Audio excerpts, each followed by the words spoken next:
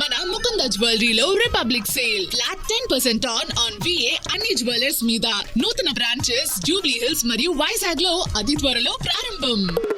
కడప జిల్లా బీజేపీలో మాజీ ఎమ్మెల్యే గండ్లూరు వీరశివారెడ్డి చేరిక వ్యవహారం కూటమిలో చిచ్చురేపుతోందట. బీజేపీకే చెందిన జమ్మలమడుగు ఎమ్మెల్యే ఆదినారాయణ రెడ్డి ఆ మాజీ ఎమ్మెల్యే చేరికను తీవ్రంగా వ్యతిరేకిస్తుంటే, జిల్లా వాస్తవ్యులైన అనకాపల్లి ఎంపీ సీఎం రమేష్ మాత్రం పట్టుబట్టి కేంద్ర పెద్దలపై ఒత్తిడి తెచ్చి మరీ ఆ మాజీ ఎమ్మెల్యే బీజేపీలో చేరేలా కృషి చేస్తున్నారట. అయితే టీడీపీని వీడి బీజేపీలో చేరాలని చూస్తోన్న వీరశివారెడ్డి సొంత నియోజకవర్గం కమలాపురం టీడీపీ ఎమ్మెల్యే పుత్తా కృష్ణ చైతన్య రెడ్డిపై చేస్తోన్న విమర్శలు ఇప్పుడు జిల్లాలో కాకరేపుతున్నాయట.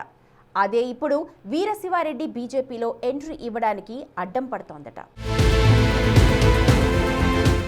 గండ్లూరు వీరశివారెడ్డి కడప జిల్లాలో senior politician. Veera Siva Reddy Telugu Desam party ద్వారా రాజకీయాల్లోకి వచ్చి పార్టీలో వివిధ హోదాల్లో పనిచేసి 1994లో జరిగిన శాసనసభ ఎన్నికల్లో కమలాపురం నియోజకవర్గం నుండి టీడీపీ అభ్యర్థిగా పోటీ చేసి తొలిసారి ఎమ్మెల్యేగా అసెంబ్లీకి ఎన్నికయ్యారు. ఆ తరువాత 1999లో కాంగ్రెస్ అభ్యర్థి మైసూరారెడ్డి చేతిలో ఓటమి పాలయ్యారు. తిరిగి 2004లో కమలాపురం ఎమ్మెల్యేగా రెండోసారి గెలిచారు. ఆ ఎన్నికల్లో టీడీపీ అధికారం రాకపోవడంతో కాంగ్రెస్ పార్టీలో చేరి 2009 ఎన్నికల్లో కాంగ్రెస్ అభ్యర్థిగా పోటీ చేసి మూడోసారి ఎమ్మెల్యేగా అసెంబ్లీలో అడుగుపెట్టారు. వీరశివారెడ్డి 2014లో రాష్ట్ర విభజన అనంతరం తిరిగి తెలుగుదేశం పార్టీలో చేరారు. 2019లో టీడీపీ టికెట్ ఆశించి దక్కకపోవడంతో ఆయన వైసీపీ తీర్థం పుచ్చుకున్నారు. కమలాపురం టీడీపీ విషయంలో వైసీపీ కూడా హ్యాండ్ ఇవ్వడంతో 2024 శాసనసభ ఎన్నికలకు ముందు మళ్లీ టీడీపీ పంచకు చేరారు. టీడీపీ జాతీయ అధ్యక్షుడు నారా చంద్రబాబు నాయుడు సమక్షంలో పార్టీలో చేరిన వీరశివారెడ్డి కమలాపురం టికెట్ ఆశించి భంగపడి తిరిగి వైసీపీ వైపు అడుగులు వేశారు. వైసీపీ గత ఎన్నికల్లో ఘోర పరాజయం పాలవటంతో ఆయన ప్రస్తుతం బీజేపీలో చేరటానికి ప్రయత్నిస్తున్నారట. 1980 నుంచి 2009 వరకు జిల్లా రాజకీయాల్లో చక్రం తిప్పిన వీరశివారెడ్డి ఆ తర్వాత టికెట్ దక్కక పాలిటిక్స్ కు దూరమైన మళ్లీ ఇప్పుడు పొలిటికల్ రీఎంట్రీ ఇవ్వాలని చూస్తుండటం అటు టీడీపీలో ఇటు బీజేపీలో కాకరేపుతోందట. బీజేపీలో చేరటానికి ప్రయత్నిస్తున్న వీరశివారెడ్డి కమలాపురం టీడీపీ ఎమ్మెల్యే పుత్తా కృష్ణ చైతన్య రెడ్డిపై తీవ్ర స్థాయిలో విమర్శలు గుప్పిస్తున్నారు. అదే ఇప్పుడు కమలం పార్టీతో పాటు టీడీపీలో వర్గపోరుకు మరింత ఆజ్యం పోస్తోందట. వీరశివారెడ్డి బీజేపీలో చేరికను జిల్లాలోని జమ్మలమడుగు బీజేపీ ఎమ్మెల్యే ఆదినారాయణ రెడ్డి, జిల్లా వాస్తవ్యులైన బీజేపీ మంత్రి సత్యకుమార్ యాదవ్ తీవ్రంగా వ్యతిరేకిస్తున్నారట. అయితే కడప జిల్లా నేత ప్రస్తుతం Anakapalli BJP MP CM Ramesh Delhi పెద్దలపై ఒత్తిడి తెస్తూ వీరశివారెడ్డిని బీజేపీలోకి తీసుకురావటానికి ప్రయత్నిస్తున్నారట.